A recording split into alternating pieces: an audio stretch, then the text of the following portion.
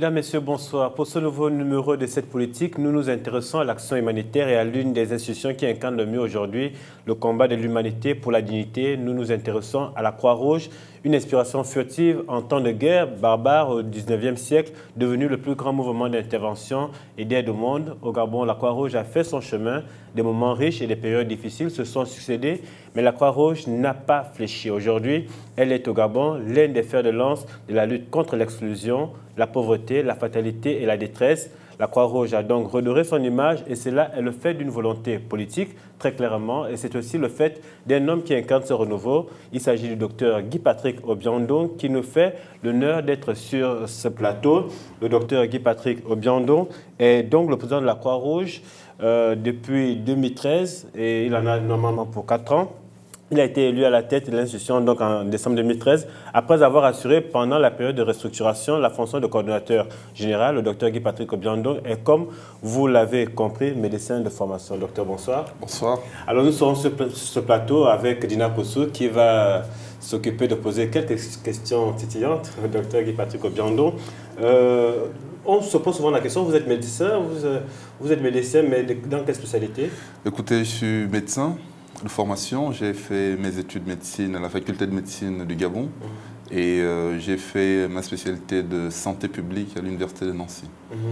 Donc je suis médecin spécialisé en santé publique. Alors vous avez été élu en 2013 après avoir dirigé la période de restructuration. Est-ce que vous pensez vous représenter dans 2 ans? Ce n'est pas l'heure du jour? Écoutez, ce n'est pas l'heure du jour. Et puis voilà, il y a un travail que je suis en train de faire et ce serait lié à l'appréciation de ce travail par les volontaires. Vous savez, on ne va jamais à une élection si on sait qu'on va perdre. Mais si nous sommes encouragés par nos volontaires qui se disent que durant mon mandat, j'ai bien travaillé, à ce moment, ça peut me motiver à me représenter. Alors, il y a quelques années, la Croix-Rouge était victime de beaucoup de discordes. Aujourd'hui, vous êtes à la tête de l'institution après l'avoir dirigée en tant que coordinateur général, donc après avoir restructuré. Est-ce qu'aujourd'hui, on peut dire que ce mauvais vent, ce vent de la discorde, qui a coûté cher à la Croix-Rouge pendant de nombreuses années, est passé? Bon, il faut dire que, comme toute organisation, je pense que la Croix-Rouge, comme toute organisation dirigée par les hommes, a connu une période de turbulence. Et ce qui a fait en sorte que la Fédération internationale de la Croix-Rouge et le Comité international de la Croix-Rouge étaient véritablement inquiets sur l'avenir de la Croix-Rouge gabonaise. Ils sont donc venus à Libreville rencontrer les autorités de notre pays en leur faisant part de leurs grosses inquiétudes. Et c'est cette décision qui a fait en sorte que le gouvernement gabonais puisse mettre sous administration provisoire la Croix-Rouge gabonaise afin de la restructurer et passer cette zone de turbulence pour que la Croix-Rouge gabonaise redore ses blasons. Donc ça a été fait de 2010 jusqu'en 2011, jusqu'en juillet 2013, où j'ai été administrateur provisoire de la Croix-Rouge. J'ai succédé à M. Serge Maurice Mabiala, qui avait été le premier administrateur provisoire de la Croix-Rouge, et je l'ai succédé à ses fonctions. Et voilà, donc depuis 2013, il y a un nouveau vent au niveau de la Croix-Rouge gabonaise, dans l'organisation humanitaire dans laquelle j'occupe la fonction de président élu. On a bien l'impression, docteur, que les choses vont pour le mieux depuis que vous êtes à la tête, notamment avec le soutien du couple présidentiel, précisément de la première dame du Gabon. Alors, nous sommes quand même tentés de vous demander, fallait-il vraiment une implication politique pour que les choses aillent bon train? Je pense que c'est peu une implication politique. Les statuts de la Croix-Rouge gabonaise confèrent à toute première dame la fonction de président d'honneur. Donc, Madame Sylvia Bongo Ndimba, lorsque son époux était élu en 2009, s'est tout de suite intéressée à la Croix-Rouge parce que ce statut de première dame lui conférait le rôle de président d'honneur. Elle a voulu savoir comment l'institution travaillait, elle a voulu travailler avec cette institution et vous voyez qu'elle a été très préoccupée par la situation de la Croix-Rouge dans les années 2009-2010. Et c'est suite également à ce qui s'est passé aux périodes de turbulence avec tout ce qui est tous les conseils qui ont été donnés par la Fédération internationale et le Comité international que cette décision a été prise. Maintenant que les choses redémarrent, elle est toute disposée effectivement à accompagner la Croix-Rouge gabonaise en tant que présidente d'honneur de la Croix-Rouge. Donc il ne s'agit pas d'une volonté politique. Non, non, je ne pense pas que c'est une volonté politique, mais c'est une volonté d'une femme de cœur qui, soucieuse du bon fonctionnement de cette organisation humanitaire, qui est la plus grande organisation humanitaire du monde. Il faut dire que sur les 192 États qui composent nos nations, il y a 189 Croix-Rouge dans ces différents pays. Donc nous constituons aujourd'hui l'organisation humanitaire la plus importante. Et c'est toujours noble pour des personnalités de travailler avec ce type d'institution. Alors justement, on se rappelle qu'il y a quelques années, sinon il y a plusieurs années en arrière, la Croix-Rouge avait été étiquetée et on pensait à une secte, même à la Rose-Croix. Est-ce que vous avez l'impression qu'aujourd'hui cette image a changé? Alors je veux raconter une petite histoire. Nous étions allés soutenir un sinistré dans la province du Haut-Togo à Franceville. Et nous lui avons, parce qu'il avait perdu toute sa maison, et nous lui avons apporté des tôles, des planches, tout le nécessaire pour lui permettre de reconstruire sa maison, parce que ça fait également partie de nos missions. Et lorsqu'il a été interviewé par la presse, il a dit, écoutez, je remercie la Rose-Croix pour sa contribution. On a tous rigolé. Effectivement, il y a cette perception fausse. Il y a des idées fausses qui circulent. La Croix-Rouge, le fait qu'il y ait une croix et qu'on parle de rouge, fait en sorte que les gens aient des interprétations diverses et parfois assez fausses. Donc, nous, lorsque j'ai été élu à la Croix-Rouge gabonaise, ma première mission, c'était de changer l'image de la Croix-Rouge. Faire en sorte que les gens puissent savoir véritablement quelles sont les missions de la Croix-Rouge pour passer de cette perception fausse à une perception vraie de notre société nationale. Et donc, je reste convaincu aujourd'hui que plus de personnes savent véritablement ce que c'est les missions de la Croix-Rouge et les apprécient. Et c'est peut-être ce qui justifie ma présence ici au tableau de Canal 7. Alors, aujourd'hui, les Gabonais semblent avoir une autre image de la Croix-Rouge. Est-ce qu'ils adhèrent? Est-ce qu'ils adhèrent dans le sens où est-ce que vous comptez aujourd'hui plus de membres, plus de volontaires? Et est-ce que l'accueil est meilleur dans les quartiers? Bon, je vous avoue que lorsque j'ai pris la tête de la Croix-Rouge, il n'y avait pas de fichier de volontaires. Il nous était difficile de savoir combien de volontaires il y avait au niveau de la Croix-Rouge gabonaise. On nous disait juste, il y a des volontaires. Donc, lorsque nous avons organisé nos campagnes de recrutement des volontaires, de sensibilisation, il y a eu quand même, aujourd'hui, nous disposons d'un fichier qui permet de savoir le nombre de volontaires par province, par quartier, par arrondissement, même leur niveau d'études. On a vraiment un fichier assez clair sur la base de données des volontaires. Et il y a quand même eu une adhésion assez importante. Aujourd'hui, on a plus de 2400 volontaires repartis dans toutes les provinces du Gabon. Et en 2016, nous allons également faire une autre campagne de mobilisation de volontaires parce que de plus en plus, nous nous rendons compte que l'action volontariat, c'est une action innée. Être volontaire, aider son prochain, aider autrui, faire du bien, c'est quelque chose d'inné. Et parfois, il faut tout simplement qu'il y ait une opportunité qui se présente pour que vous puissiez adhérer à cette action. 2400 volontaires, mais est-ce que vous n'avez pas finalement des objectifs clairs d'ici 2017, la fin de votre mandat? Oui, effectivement, nous avons des objectifs clairs, c'est-à-dire que d'ici la fin de notre mandat, l'objectif est d'avoir autour de 4000 volontaires. Vous savez, lorsqu'on dit 2400 volontaires, on est quand même à plus de 1% de la population du Gabon. Donc, pour une organisation humanitaire, c'est déjà quelque chose d'important. Surtout que nous ne sommes pas des organisations qui se baladent dans des sacs ou bien dans des chemises. Nous pouvons véritablement vous dire qui sont aujourd'hui les volontaires de la Croix-Rouge. Qu'est-ce qui est aujourd'hui la plus grande barrière, en fait, ce qui pousse le plus grand nombre à s'abstenir? C'est-à-dire que vous organisez des campagnes, vous organisez des opérations. Ça, normalement, ça devrait attirer beaucoup plus de monde. Mais qu'est-ce qui repousse encore le peu de volontaires, le peu de personnes qui pourraient se faire volontaires? Je crois que c'est la méconnaissance de la Croix-Rouge. Est-ce que vous communiquez?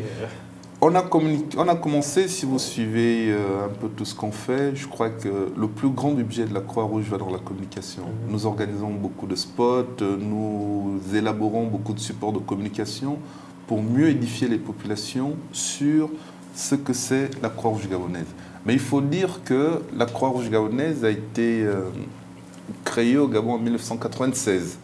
De 1996 jusqu'en 2011, il y a eu certes des actions qui ont été faites, mais il y a l'image même qui a été cornée par rapport aux turbulences, de telle sorte que on considérait la Croix-Rouge comme une structure très médiocre. Je peux vous faire une confidence que lorsqu'on m'a sollicité pour la restructuration de la Croix-Rouge, j'ai quand même hésité un tout petit peu parce que je connaissais ce bâtiment totalement délabré, totalement, et les volontaires que je voyais de temps en temps avec des bidons d'eau très sale et je me suis dit, mais pourquoi aller travailler dans une structure aussi pourrie, entre guillemets? Et je me suis dit, c'est un défi en tant que patriote, c'est une mission qui m'a été confiée en tant qu'administrateur provisoire, et c'était de relever le défi pour que, également au Gabon, comme en France ou en Suisse, que nous puissions disposer d'une Croix-Rouge valable. Et aujourd'hui, je peux vous dire qu'au niveau de l'Afrique centrale, la Croix-Rouge gabonaise fait partie des Croix-Rouges sur laquelle compte véritablement la Fédération internationale. Alors vous venez de dire tout à l'heure qu'une partie du budget de la Croix-Rouge est consacrée à la communication. Tout à fait. Et je suis tentée quand même de vous demander, docteur, comment vous faites, de quels moyens dispose la Croix-Rouge pour organiser tout ce que nous voyons sur l'ensemble du territoire en fait? D'accord. Alors il faut dire que... D'où provient l'argent? Alors, d'où provient l'argent? C'est simple. La Croix-Rouge est une société nationale. Société nationale, ça voudrait dire que la Croix-Rouge gabonaise appartient au gouvernement gabonais. Et la Croix-Rouge est reconnue par les textes gabonais comme auxiliaire des pouvoirs publics. Donc, 95% des ressources dont nous disposons proviennent du gouvernement gabonais qui, en tant qu'auxiliaire des pouvoirs publics, soutient l'action de la Croix-Rouge gabonaise. Et voilà, je pense avoir répondu à votre question. Et nous avons également quelques partenaires tels que la Fondation Sylvia Bongo, Azur Gabon, voilà d'autres partenaires qui nous aident, et je pense dans bientôt Canal 7, qui nous accompagnent dans notre mission pour véritablement promouvoir les valeurs humanitaires auprès des populations. Donc, si je comprends bien, l'État dispose dans la ligne budgétaire un peu d'argent pour Depuis 1996, l'État a toujours consacré... Ça ne commence pas sous docteur Non, pas du tout. Non, du tout. C'est vrai que sous docteur Guy Patrick, après avoir présenté au gouvernement un plan stratégique allant de 2013 à 2017, nous avons présenté au gouvernement quelles étaient nos ambitions, quel était également le cas de performance qu'on voulait mettre en place. Et ce budget a été également revu à la hausse parce que tout simplement c'était un projet ambitieux, et c'est ce que nous voyons depuis qu'on est à la tête, où aujourd'hui nous avons des représentations provinciales dans toutes les provinces où vous partez. Vous verrez un siège de la Croix-Rouge avec des volontaires, avec un staff technique qui travaille 24 heures sur 24. On parle de volontaires, ils sont rémunérés ou pas? Non, les volontaires ne sont pas rémunérés. Parce qu'il y a quand même un budget qui est alloué. Oui, c'est-à-dire que les volontaires ne sont pas rémunérés. Nous sommes, dans toutes les organisations humanitaires, nous avons évolué de la définition de bénévole au volontariat. Le bénévole, c'est cette personne, effectivement, qui consacrait son temps de façon désintéressée à l'action humanitaire. Alors, le volontaire, c'est pareil. C'est cette personne qui consacre son temps de façon désintéressée à l'action humanitaire, mais avec comme plus-value que l'organisation pour laquelle cette personne consacre le temps peut, lorsque c'est nécessaire, lui trouver du transport, son transport, et également un petit sandwich pour lui permettre de mener cette activité. Donc très souvent, lorsque nous organisons nos activités, nous avons des jeunes dévoués qui partent d'Ovendo, qui partent d'Akanda et qui arrivent, et puis à la fin, nous leur disons quand même, prenez l'argent du taxi, voici le sandwich, vous avez passé toute une journée avec nous, voici le sandwich qu'on vous offre pour permettre de mener les activités. Donc en fait, c'est cette petite différence qui est entre bénévoles et volontaires. Bon, maintenant, lorsque la Croix-Rouge intervient lors des catastrophes, là, l'option c'est le bénévolat. C'est-à-dire que c'est toutes les personnes que nous avons formées. Vous voyez, si dans des pays où il y a des catastrophes, si on commence à trouver des sandwichs et des petits trucs à nos volontaires, on ne s'en sortira jamais. Dans des pays où il y a des guerres permanentes comme la Syrie, voilà, comme en Israël, en Palestine, vous voyez que ce sont souvent les ambulances du Croissant Rouge, parce que dans ces pays islamiques, c'est le croissant. Ce n'est pas la croix, c'est le croissant qui sont toujours sollicités pour intervenir en période de guerre et de catastrophe. Et aujourd'hui, très clairement, vous avez combien de salariés à la Croix-Rouge? Aujourd'hui, au niveau de la Croix-Rouge, nous avons une trentaine de salariés. Nous avons une trentaine de salariés. Vous savez, je dis toujours que lorsqu'on regarde l'action humanitaire, les gens sont satisfaits. Oui, la Croix-Rouge travaille, il y a des dons qui sont faits, mais derrière ça, il y a toute une équipe qui travaille pour concevoir tous ces programmes. Et c'est ça également qu'il faut dire. C'est-à-dire que dire aujourd'hui qu'une institution est véritablement basée sur du volontariat, c'est pas évident. C'est pas évident. Il faut des salariés, mais également des volontaires. Et ces salariés, effectivement, sont des salariés de la Croix-Rouge. Ils sont redevables vis-à-vis de la Croix-Rouge. Ils sont régulièrement évalués sur la performance de leur programme, mais également sur des indicateurs qui ont été fixés lorsqu'ils ont été recrutés. Alors, on parlait tout à l'heure de catastrophes naturelles. Vous avez évoqué cet aspect-là et on va aussi parler des inondations, la distribution des tôles, parce que vous avez quand même, je veux dire, effectué beaucoup d'actes positifs pour les populations gabonaises et c'est peut-être l'occasion de vous féliciter. Merci. Et on est tenté de vous demander, est-ce que vous pensez que ce type d'actions vont se perpétrer en fait?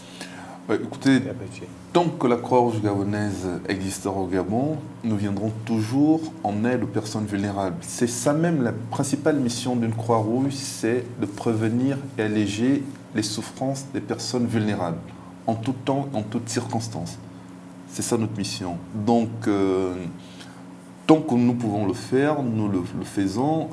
Nous, au niveau, depuis 2013, nous commençons à savoir quelles sont les périodes chaudes de l'année. Quelles sont les périodes chaudes de l'année? Et à ce moment-là, nous faisons la mobilisation de ressources auprès des partenaires pour voir si on peut avoir quelques matelas, quelques tôles, parce qu'on sait qu'à un moment donné, il y aura des inondations, les familles auront besoin d'un appui pour pouvoir subvenir à la situation de sinistrose dans laquelle elles se trouvent. On aura besoin des tôles, on aura besoin des planches parce qu'il y aura des vents violents au niveau du mois de mars, au niveau de février. Donc, c'est de préparer tout ça. Bon, il y a des partenaires qui nous accompagnent et je vous assure que nous avons la chance d'avoir une première dame qui est très sensible, très sensible, une présidente d'honneur qui est très sensible et qui est parfois la première volontaire à venir sur le terrain lors des catastrophes. Nous l'avons vu au stade d'Angondje, lorsqu'on a mis en place un camp pour mettre en sécurité des populations d'Akanda qui avaient été victimes de grandes inondations. Donc elle n'hésite jamais à nous soutenir, tout comme d'autres partenaires qui nous accompagnent, qui sont toujours disposés à nous soutenir là-dessus. Mais comment s'effectuent les choix? C'est vrai qu'il y a beaucoup quand même de catastrophes. On a vu aussi dans les PK certaines familles. Mais est-ce que ça veut dire que la Croix-Rouge est sur tous les terrains ou elle choisit ces terrains? Parce qu'il y a quelques zones d'ombre que les populations... Tout à fait, tout à fait. Je vous disais tantôt que la Croix-Rouge était un auxiliaire des pouvoirs publics. Donc nous venons normalement en appui à l'action gouvernementale. Et le ministère chargé de la prise en charge des sinistres, c'est le ministère de l'Intérieur, à travers sa direction générale de la lutte contre les catastrophes. Voilà.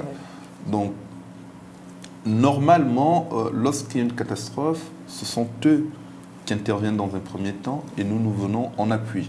Bon, il arrive que nous anticipions et que nous soyons sur le terrain bien avant. Nos interventions, comme vous le dites, c'est vrai qu'il nous arrive parfois également de nous retrouver dans des conditions un tout petit peu difficiles. On se dit, ok, on y va, mais est-ce que le gouvernement nous accompagne? Et parfois, quand des catastrophes sont de grande ampleur, nous nous limitons tout simplement à aider les populations à nettoyer leurs maisons, à faire en sorte, si c'est une inondation, de curer le lit de la rivière qui est à l'origine de l'inondation. Et maintenant, nous élaborons un fichier que nous mettons à la disposition du ministère de l'Intérieur pour pouvoir trouver une solution durable aux populations qui ont été sinistrées. Bon, il y a également des endroits assez lointains et nous n'avons pas toute la logistique nécessaire pour assister ces populations. Et il y a également parfois des catastrophes. Nous nous rappelons d'une catastrophe qui a eu tout un village entier a quand même été quasiment détruit.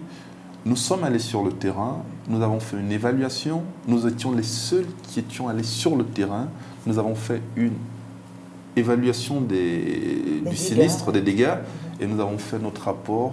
Et je pense qu'également que c'est également une façon d'aider le gouvernement en faisant l'évaluation, en mettant à la disposition du gouvernement le rapport en disant que voici les besoins réels des populations qui ont été sinistrées pour que le gouvernement puisse réagir. Alors, docteur Guy Patrick Biondo, c'est peut-être l'occasion de parler de vos grands projets, enfin de vos grands programmes actuellement. Il y a le programme de distribution de kits alimentaires qui se fait 1 ou 2 fois par an, et également le programme de médecine itinérante. Mais parlons d'abord du programme de distribution de kits alimentaires. Comment est-ce que l'idée vous est venue et depuis quand cela dure? Bon, il faut dire que l'organisation actuelle au niveau de la Croix-Rouge fait en sorte que dans tous les quartiers de Libreville, nous disposons des volontaires. Nous avons des volontaires qui ont été formés et donc souvent nous leur demandons d'identifier au sein de leur communauté des personnes qui sont dans l'extrême nécessité. Et ce sont ces volontaires qui nous produisent un certain nombre d'identification des personnes en disant que bon voilà, il y a telle ou telle personne qui est vraiment dans un besoin extrême. Et nous allons sur le terrain pour nous rassurer qu'il n'y a pas eu un biais dans l'identification de la personne nécessiteuse. Et à ce moment-là, lorsqu'on trouve que l'identification et la sélection est pertinente, nous organisons la mission en donnant un kit alimentaire à la personne qui se retrouve dans le véritable besoin. Donc nous l'avons fait dans des quartiers sous-intégrés et nous travaillons beaucoup dans les quartiers sous-intégrés parce que nous voulons répondre à notre mission qui est celle de soutenir les personnes les plus vulnérables. Combien de kits alimentaires avez-vous distribué cette année? À combien de familles d'ailleurs? Bon, j'avoue que cette année, nous n'avons pas nous n'avons pas mené d'action de distribution de kits alimentaires, sauf dans 2014. Sauf au niveau de l'ONG Micon, qui est une ONG qui se trouve au quartier Kingele, qui prend en charge les orphelins. Donc nous avons un partenariat avec une diplomate de l'ambassade des États-Unis et qui travaille avec la Croix-Rouge pour soutenir de manière alimentaire les enfants qui se trouvent au niveau de cette ONG. Mais pour l'année 2014 et l'année 2013, nous avons offert plus de 2000 kits alimentaires aux personnes se trouvant dans des situations extrêmes. Et je puis vous assurer que nous avons quand même des témoignages forts de ces populations qui n'espéraient plus manger un jour et avaient dans un état totalement grabataire et qui disaient « merci, ce n'est que ce qu'on demande, on ne demande pas autre chose ». Face à cette situation, est-ce que vous avez fait des rapports au gouvernement? Parce que après, vous êtes un auxiliaire de l'État, un auxiliaire du gouvernement.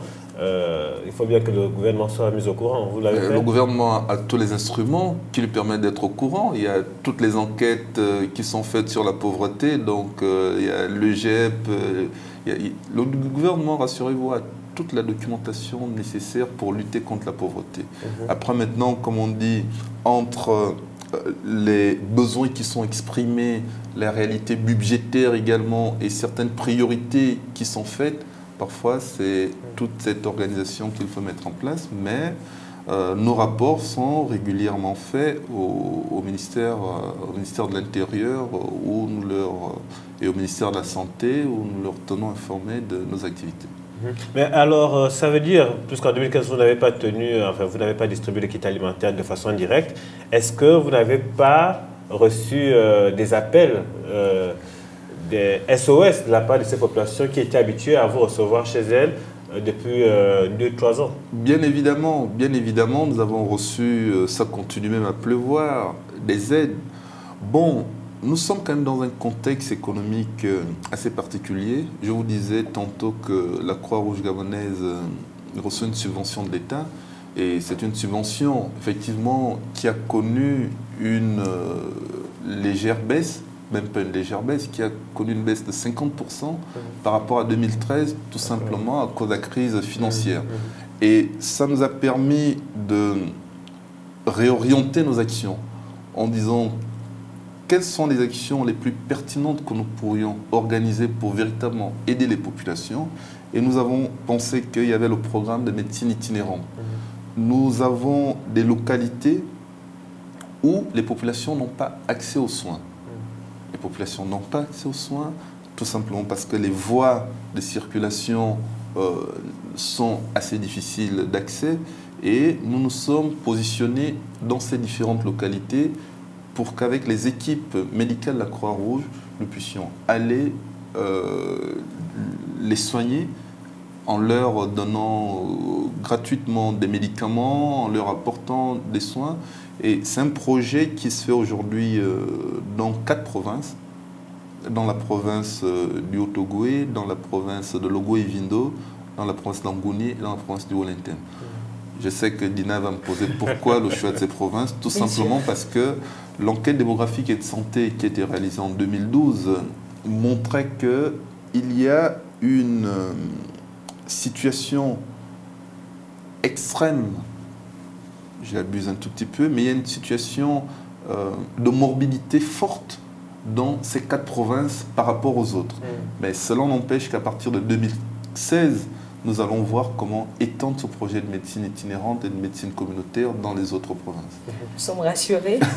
Oui, mais on va marquer juste une pause et on va revenir parce que c'est un programme très intéressant et qui, j'en suis sûr, est attendu par les autres populations des provinces. J'espère qu'avec Canal 7, on ira sur le terrain. Oui, bien sûr, on attend que ça. Alors, okay. Petite pause et on revient sur le plateau.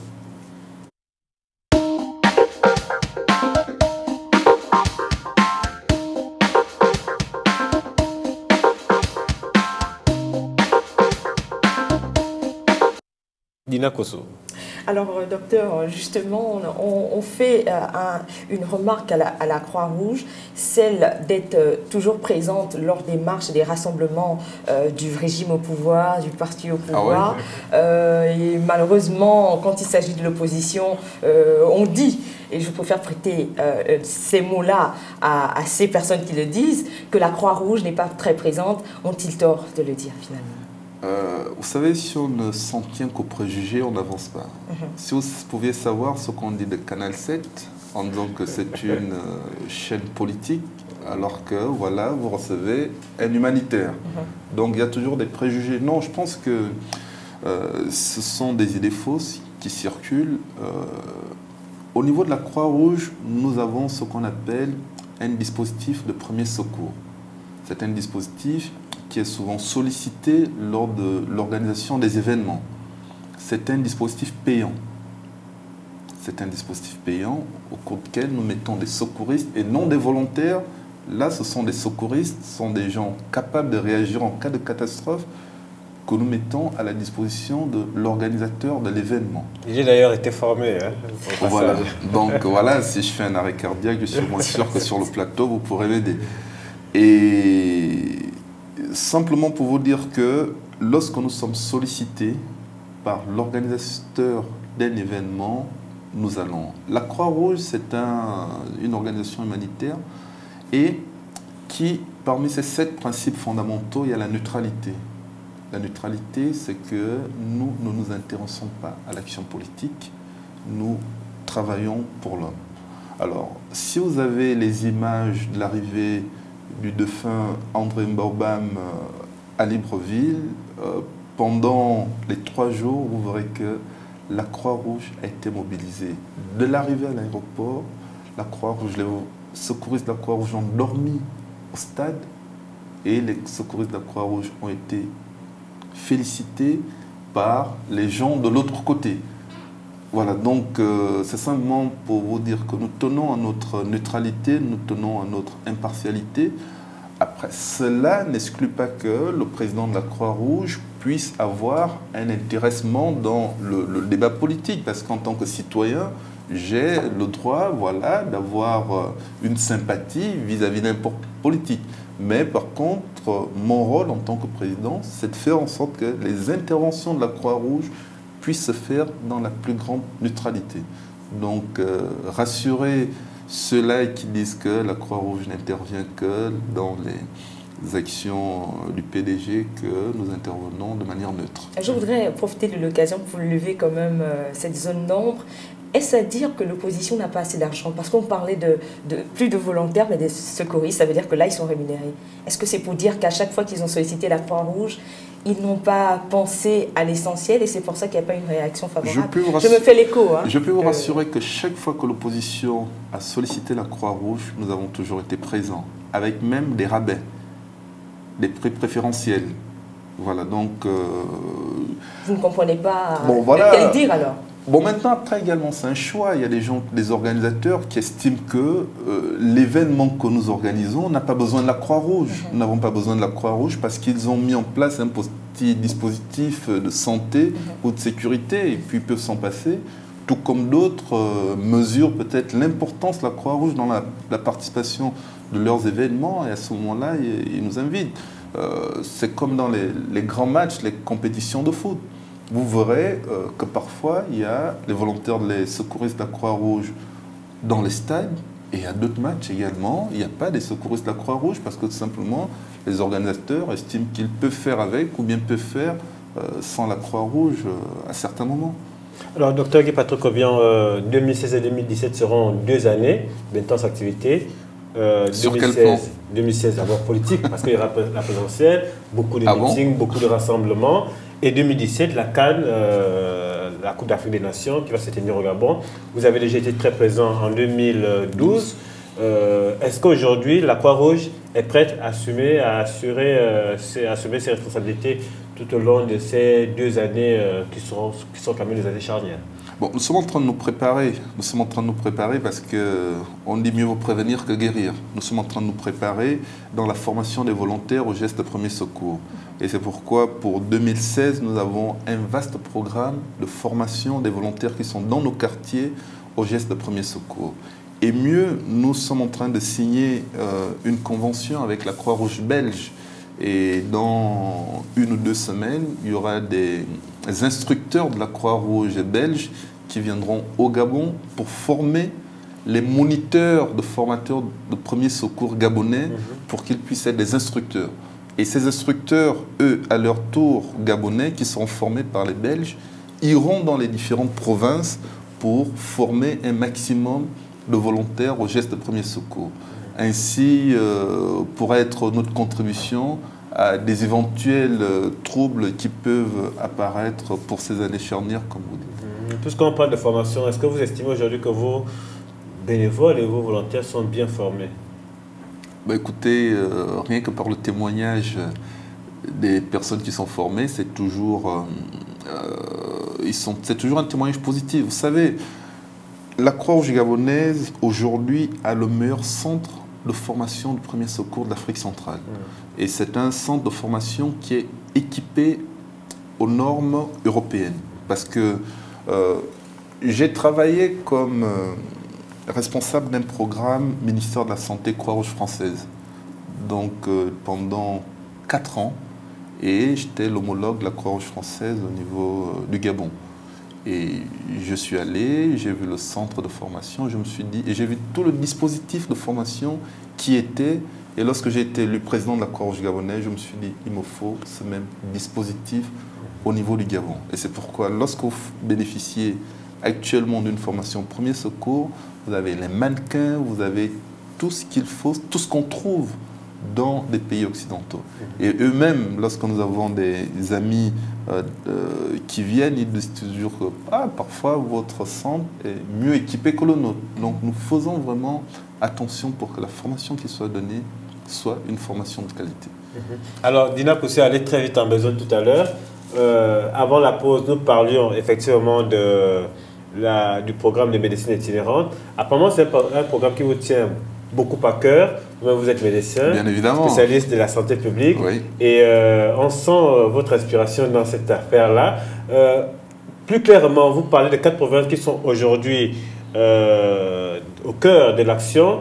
Peut-être en 2016, d'autres provinces seront également visitées. Quels sont les objectifs réels de ce programme? Alors, le projet de médecine itinérante et de santé communautaire a pour objectif d'atténuer les souffrances des personnes vulnérables, hommes, femmes et enfants, qui vivent dans des zones difficiles et dont l'objectif est de leur permettre d'avoir accès aux soins. Vous savez, dans beaucoup de villages, dans beaucoup de cantons, le problème de voies, de circulation devient aujourd'hui un obstacle, voilà, à l'accès aux soins. Et c'est pourquoi nous avons pensé qu'il était bon d'aller vers ces populations, d'aller vers le malade, au lieu qu'à chaque fois le malade aille vers l'hôpital.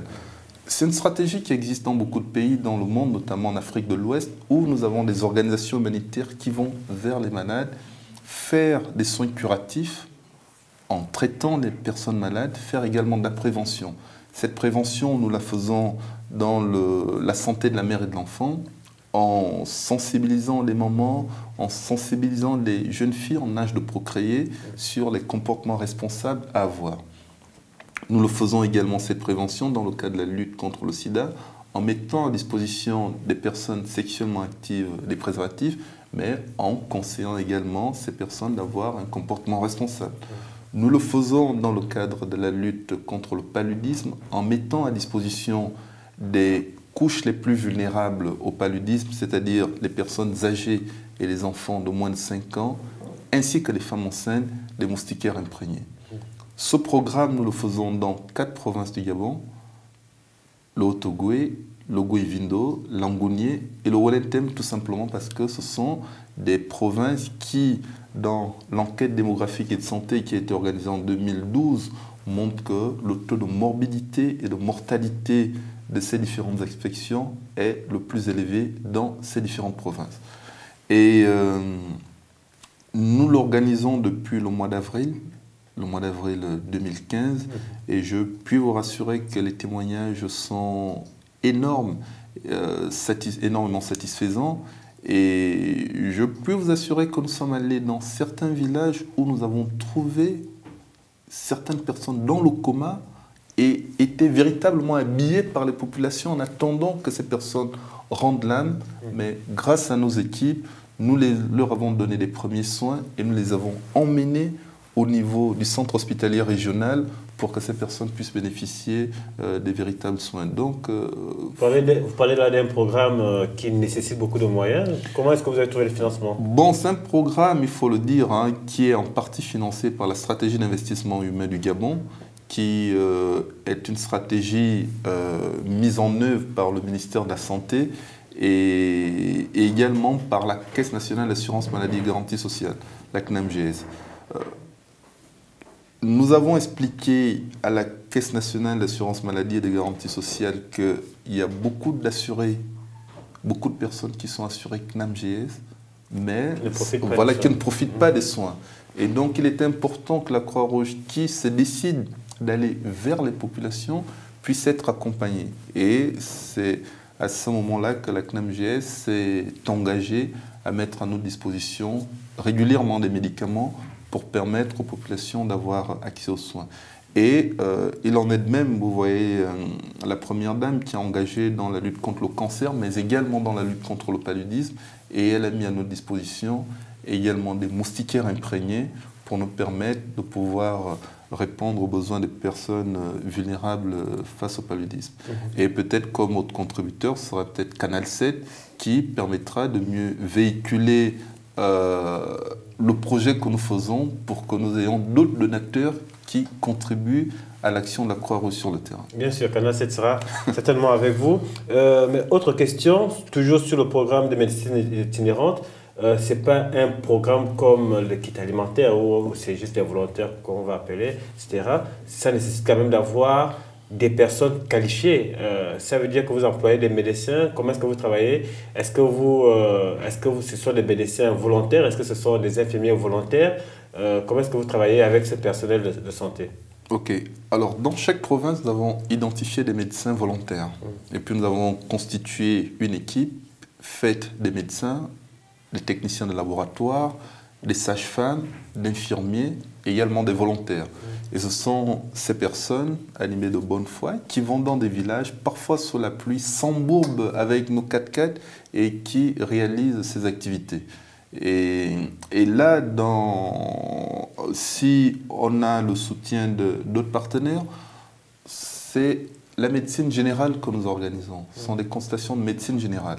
Et nous sommes en train de chercher des partenaires qui puissent faire en sorte que, au moins une fois par mois, nous ayons par exemple un ophtalmologue qui puisse aller dans ces localités, un chirurgien que nous puissions emmener pour aider à véritablement à soutenir ces personnes qui se retrouvent dans des problèmes de précarité. Moi, ce qui m'a le plus touché, parce qu'il m'arrive d'aller voir comment les équipes travaillent sur le terrain, c'est le taux du paludisme dans ces régions. Et plus principalement dans le Goïvindo, où quasiment un enfant sur 10 est dépisté positif au paludisme. C'est terrible. C'est terrible. Dans la province du Haut-Ogooué et dans la province de Langounié, et même du Wellington, c'est l'hypertension artérielle chez des personnes, chez l'adulte jeune. Ça également, vous voyez des gens qui viennent, qui vous disent ils ont mal à la tête et ils se retrouvent avec des tensions de 20, 21, 24 parfois. Et vous avez tiré la sonnette d'alarme? Bien évidemment, en faisant le rapport. Je vous ai dit que tout est su. Tout est su. Alors, en dehors de la distribution des kits alimentaires, de la médecine itinérante, quel autre programme majeur la Croix-Rouge pilote-t-elle aujourd'hui? Quel autre programme majeur? Je vous disais que nous tenons à ce que le centre de formation professionnelle des premiers secours soit un centre d'excellence au niveau de l'Afrique centrale. Et c'est ce défi que nous avons quasiment réalisé parce qu'au niveau de la Fédération internationale et au niveau du CICR, dorénavant, toutes les formations spécialisées qui veulent se faire en matière de premiers secours se font au niveau du centre de formation de la Croix-Rouge gabonaise. Et nous sommes en train de mettre en place ce que nous appelons des clubs Croix-Rouge dans des établissements scolaires. Parce que nous voulons, à travers les jeunes, promouvoir les valeurs humanitaires. Parce que un pays qui n'a pas ces notions de valeurs humanitaires, c'est un pays vulnérable.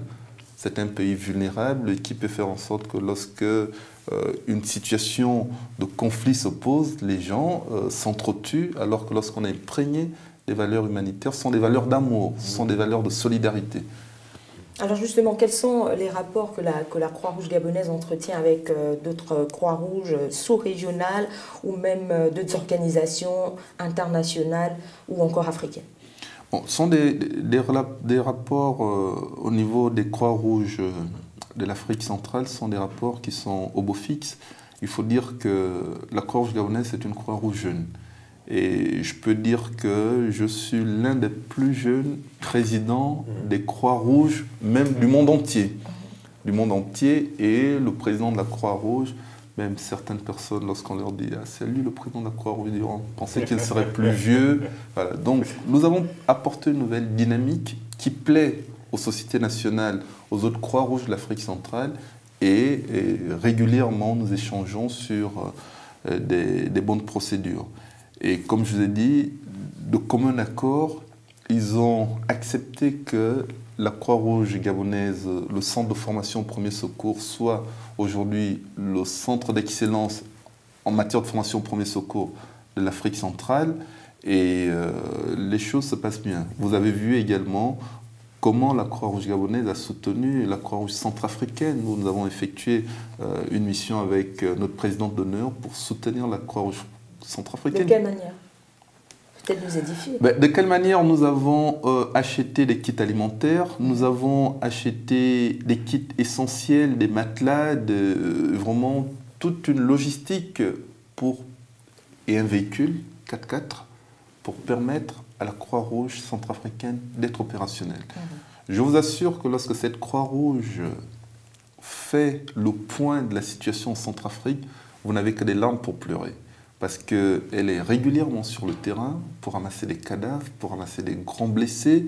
Et parfois, les populations viennent se réfugier au sein de la Croix-Rouge parce que, selon les accords de Genève, la Croix-Rouge ne doit pas être attaquée lors des conflits armés.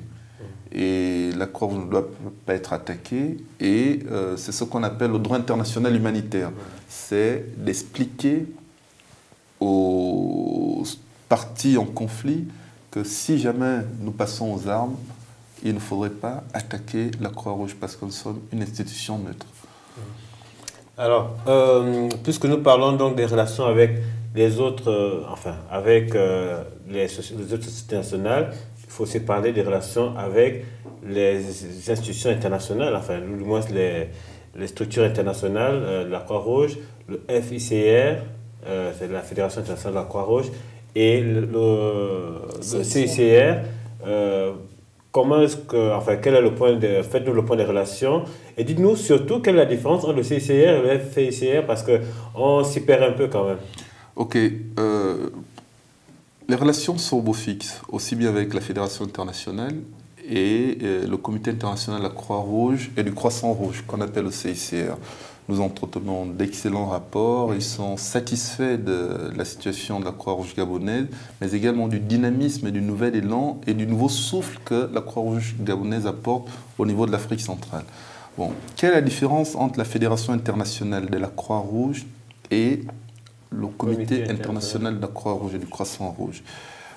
La Fédération internationale de la Croix-Rouge fédère l'ensemble des Croix-Rouges. Elle intervient, elle appuie les Croix-Rouges des pays lors des catastrophes. Et elle soutient également l'action des Croix-Rouges des pays pour promouvoir les valeurs humanitaires. Donc, si par exemple on se retrouve dans une situation où il y a une catastrophe de grande ampleur, la Fédération internationale va mobiliser d'énormes ressources pour la Croix-Rouge gabonaise afin de pouvoir aider les personnes qui sont dans des situations assez difficiles. Ça, c'est la Fédération internationale. Et maintenant, là, le Comité international de la Croix-Rouge et du Croissant-Rouge intervient dans des conflits armés. Et dans toute forme de violence. Elle intervient également. Vous vous rappelez, il y a eu un général gabonais qui avait été emprisonné à la prison centrale de Libreville. Et voilà, c'est le Comité international de la Croix-Rouge est arrivé à Libreville, s'est rendu au niveau de la prison centrale de Libreville pour savoir si voilà, ce général n'était pas victime de violence ou de maltraitance. Et le CICR également a mis en place un programme pour s'assurer que les conditions des populations vivant en milieu carcéral sont minimales, c'est-à-dire est-ce qu'ils ont accès aux soins, et donc c'est véritablement cette différence qu'il y a. Et vous voyez, s'il y a une situation de conflit dans un pays, le président de la Croix-Rouge peut être catalogué en disant que bon, écoutez, monsieur le président, on vous a toujours vu avec tel bord politique, on ne veut pas de vous. Mais c'est le CICR qui aura mandat d'intervenir pour discuter avec les deux parties. Et c'est vraiment ça la différence. Un pour les catastrophes, promotion des valeurs humanitaires, l'autre pour tout ce qui est conflit armé et promotion du droit international humanitaire. Alors vous avez parlé de la Croix-Rouge gabonaise. Elle semble être bien plus enviable que les autres Croix-Rouges de la sous-région. C'est pas ce que j'ai dit. Bon, chaque Croix-Rouge a sa particularité. Est-ce qu'aujourd'hui vous êtes fier du travail abattu? Puisque nous sommes à la fin de cette émission, quel est votre sentiment aujourd'hui, presque 5 ans après avoir pris la tête de la Croix-Rouge, d'abord en tant qu'administrateur provisoire et ensuite en tant que président? Écoutez, Déjà, je voudrais dire que c'est un travail d'équipe, que le docteur Guy-Patrick Obian n'est pas un surhomme. C'est grâce à l'équipe que j'ai mis en place, l'équipe qui est autour de moi, que nous avons réussi ce challenge. Et moi, l'indicateur qui me permet de savoir si j'ai bien travaillé ou pas, c'est la perception aujourd'hui de la Croix-Rouge par la population gabonaise, mais également par nos différents pairs internationaux qui, chaque fois, nous félicitent partout où on part pour dire que la Croix-Rouge se porte bien. Ben, sinon, de manière très modeste, je ne sais pas si les choses se passent bien. C'est à vous de me le dire. Merci en tout cas, Dr Guy-Patrick Obiando. Je rappelle que vous êtes médecin de formation, spécialiste de la santé publique, que vous avez été administrateur provisoire de la Croix-Rouge gabonaise jusqu'en 2013 et qu'à ce moment-là, vous avez été élu par les délégués pour diriger la Croix-Rouge gabonaise en tant que président aujourd'hui. Je rappelle qu'en ce moment, vous dirigez un certain nombre de programmes, notamment le programme de médecine itinérante et le programme de distribution de kits scolaires, en même temps que vous vous efforcez de mettre en place, du moins de renforcer les capacités du centre de formation de Libreville. Merci en tout cas d'être venu sur ce plateau. Merci à vous de nous avoir regardés. Merci à tous ceux qui ont permis la réalisation de cette émission, notamment la technique, la rédaction, mais aussi merci à Falk Albert Mozui qui a beaucoup œuvré pour que nous puissions faire cette émission. À très bientôt.